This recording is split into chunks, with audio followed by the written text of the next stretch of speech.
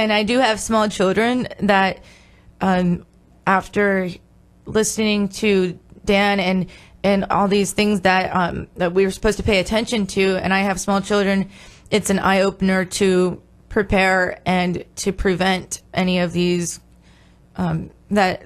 catastrophes that I can prevent from happening by empowering my kids now and by securing my own finances. So hopefully I'm not 80-something years old asking them for help, to do that. And you could go both sides of this. You could say I can empower my children and I can empower my parents. So if you have aging parents that are stubborn or not, they're just not addressing this, you could take the lead on it. When I reflect back on my childhood, my mother, who's still alive, thanks, Mom, she's probably listening, she got me a credit card when I was in high school, I believe, if I recall. I remember her, or definitely opened a bank account early, and she's like, you need to get this credit card in her name, too. It was a joint card. And she's like, we're doing this, and I need you to sign, and I'm like, what? Funny, you're a financial planner. Right. But I'm like, what's for? And she's like, don't worry about it. You're not going to use it. I'm like, why are you giving me this card? She's like, you're not going to touch this card. If I can't, in fact, I'm not going to even give you the card, but it's going to be in your name. And I said, why? And she's like, you're building up credit so that when you do need it, you have some history. Now, granted, it's going to be including her history, but that helped me. And not so much that maybe that gimmick didn't work so much with the banks. They saw it was my mother's card and I was a joint, but it gave me some thought. It made me think about, well, what does that mean? What is credit history? What is credit? And a lot of people understand credit because that's all they use. They don't use cash anymore. They just slide the card or stick it in the chip or whatever, and that's it. But what gets people is this interest. People don't understand the power of compounding interest. Not only do they not understand how it works against them, but they don't understand how it works for them.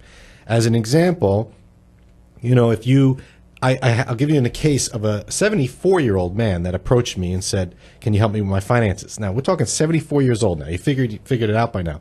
But he said, I have this fixed, I think it was a CD or a fixed annuity, and it's paying me 3.5%. I love it. But what I want to do is I'm thinking of selling it so I can get more in the stock market. And I said, okay, let's look at your big situation. You want to sell a 3.5% guarantee to try and get more in the stock market. What else do you have going on? What are your expenses? He's like, I pay this, and I have this credit card bill. I said, what's your credit card bill?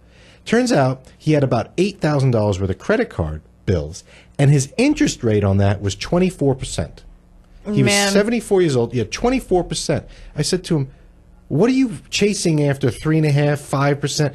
You're paying 24% out the door every month. What are you doing? He didn't get it.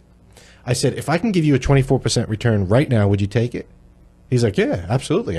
Can't you see? I got 3.5. I'm not happy.